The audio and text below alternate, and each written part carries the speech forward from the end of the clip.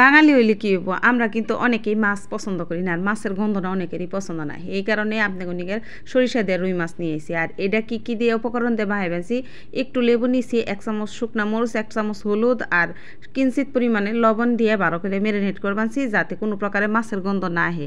আর এইটা আমি সুন্দর করে মিশাই বানছি, কি কারণে এই মশলাগুলা কোনায় কাঞ্চিতে জানি ভালোভাবে যায়। আর আমি এই জায়গায় কয় পিস রুই মাছ নিয়েছি এটা তো আপনারা দেখ পারি নিয়েছেন, এটা তো আর গুনার প্রয়োজন নেই। আর এখন আমি এটা ফ্রাইং প্যানে মাছটা ভেজে নিব। আপনারা কড়াই থাকলে কড়াইও ভেজে নিতে পারবেন, যার যার ইচ্ছে। তো এখন আমার এই তেলটা গরম হয়ে যাওয়ার পরে মাছগুলা আমি হালকা ভেজে নিব, বেশি ভাজুন না। নরম মনে ভাজবেন, কঠিন মনে ভাজবেন না, সত্যি কথা যেটা, এটা হালকা ভেজে নেবেন। কড়া ভাজলে সমস্যা আছে, বোনার মধ্যে এত বেশি কড়া ভাজি মাছ বোনা মজা না। তো যাই হোক, আর এই যে এখন আমি এইটা ভালো করে নামিয়ে নিতেছি আস্তে আস্তে করে, জানি মাছগুলা না ভাঙে। আর দেখছেন কি পরিমাণে হালকা ভাজছি। আর এখন আমি কি মশলা দিব সেটা আপনার সাথে শেয়ার করুন। দিলাম 1 মুঠ পেঁয়াজ, খেয়াল করেন। আর দিতেছি রসুন, কয়েক কোয়া রসুন দিলাম, আমি ইন্ডিয়ান রসুন নিছি, আপনার এনে দেশি রসুন। আর হালকা পরিমাণে সরিষা আধা টেবিল চামচ, চা চামচের। আর এই যে দিয়ে দিলাম কাঁচামরিচ। এখন আমি এটা ভালো করে ব্লেন্ডারিতে ব্লেন্ড করে নেব, বুঝছেন। আর ব্লেন্ডারিতে ব্লেন্ড করা শেষ, কি পরিমাণে ধ্যানসে ফিনিশিং হয়েছে। আর এদিক দিয়ে গ্রানগুলা দারুণ বেড়াইছে। আর ওই যে মাছের তেলে যে মাছ ভাজছিলাম, ওই যে এখন এই মাছ ভাজার মধ্যে আরেকটু তেল দিয়ে দিলাম। তেলটুকু কি ফালিয়ে দিব, দরকার নেই। আর এখন আমি আবারও 1 মুঠো পেঁয়াজ দিয়ে দিলাম। এই পেঁয়াজটা ভালো করে একটু ব্রাউন কালার করার পরই, যখন ব্রাউন কালার হয়ে আইব, তখনই আপনি এই জায়গায় যে পেস্ট করে রাখছেন, সেই পেস্টের যে অংশটা এই জায়গায় দিয়ে দিবেন। অনেকে আবার পেঁয়াজগুলো বেরেস্তা করে রেখে দেয়, আমি আবার ওইটা দিতেছি না, এই জায়গায় দিয়ে দিতেছি ডাইরেক্ট। আর ওই যে পেস্ট করাগুলো এনে ঢেলে দিলাম। আর ভালো করে এটা এখন ভাজা ভাজা করুন তেলে। আর হালকা একটু আদা দিয়ে দিলাম, আধা টেবিল চামচ। ওই আদাটা আমি ব্লেন্ড করা আসাল দেখে তাই এই জায়গায় দিই না। আর স্বাদ মতো নুন দিয়ে দিলাম। তো যাই হোক, এই জায়গায় আমি হলুদ আর শুকনা মরিচের পরিমাণটা 1 চামচ করে দিছি, ওই যে চামচটা আপনাকে দেখে দিলাম। আর এই জায়গায় জিরা আর এলাচের গুঁড়া দিয়ে দিলাম 1 চামচ।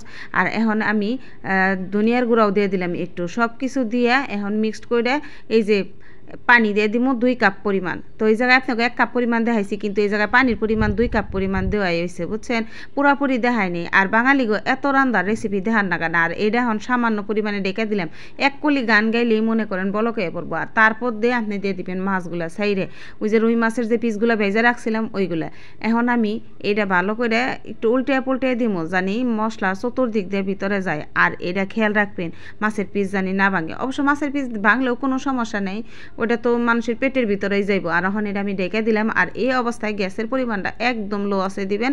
মোটামুটি 40-45 মিনিট সময় লাগবো। অনেকে কয় মাছ রান্না করতে বেশি সময় লাগে না, মাছ রান্না করতেই বেশি সময় লাগে। আর এটাও সবচাইতে একটা ঝামেলা রান্না। তো যাই হোক, এখন আমি হালকা একটু সুন্দরের জন্য শুকনা মরিচের দিয়ে দিলাম। অনেকের আবার জাল পছন্দ, তখন যদি জাল খাবে মনে ওটা চাপ দিলে এই জালের পরিমাণটা বেড়ে যাবে। আর আমার রান্না সম্পূর্ণ রান্না করা শেষ। আর এই দিক দিয়ে এত গ্রান বেড়েছিল, বিশ্বাস করেন, যেমন সরিষার গ্রান তেমন মনে করেন যে মশলা আমাদের যে রান্না করছি খুবই সুন্দর একটা গ্রান বেড়েছে। আর এই অবস্থায় আমার এখন খাইবার মনে হইতেছে। আমি এখন কয়েকটা ভাত নিয়ে নিলাম সুন্দর করে একটা প্লেটের মধ্যে। আর যাই কয় এখন এক পিস মাছ নিলাম। ভিডিওটা বেশি বড় হয়ে যাবে দেখে আপনাকে সুবিধার জন্য ভিডিওটা স্কিপ করে দিছি, ছোটো করে ফেলাইছি। আর এত কিছু দেখার লাগে না বাঙালিকে, অল্প সেই বাঙালি বুঝতে পারে যে রান্না কেমনি কি হয়েছে। আর কালারটা দেখেই তো বুঝতেছেন কত সুন্দর একটা কালার হয়েছে। আর মাশাল্লাহ খাইতেও দারুণ টেস্ট হয়েছিল, বিশ্বাস করেন। আর রান্না যদি ভালো হয় অত স্পেশাল করে বাড়ারও কোনো প্রয়োজন হয় না, পাবলিকের চোখে এমনি বোঝা যায় যে কোন রান্নাটা বেশি মজা হয়েছে। তো যাই হোক, আমার রান্না কিন্তু অনেক স্পেশাল আর অনেক মজা হয়েছিল।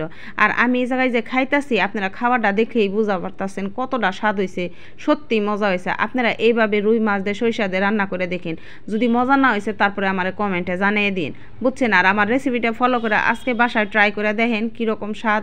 আর মাঝে মাঝে খাবারে একটু ভিন্নতা এলে কিন্তু সব খাবারই খাইতে ভালো লাগে, বুঝছেন। তো আজকের ব্লগ এই পর্যন্ত। আপনারা ভালো থাকবেন, সুস্থ থাকবেন, আল্লাহ হাফেজ।